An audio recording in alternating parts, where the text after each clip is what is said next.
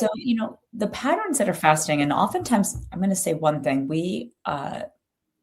because we live in a world where performance is key, being present, being at your best, putting on that smile, you know, pushing yourself through things, being productive or perceived as productive is really important as a working individual.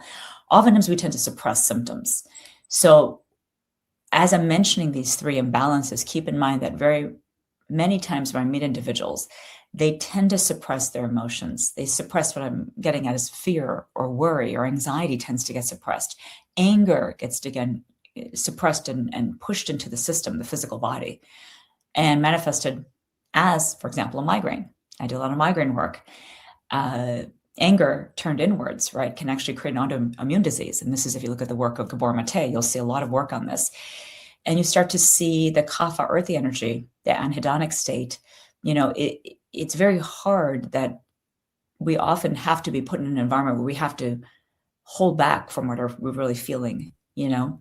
So oftentimes I'm going to say part of the challenge is not being able to see an imbalance because a lot of people don't express their imbalances openly.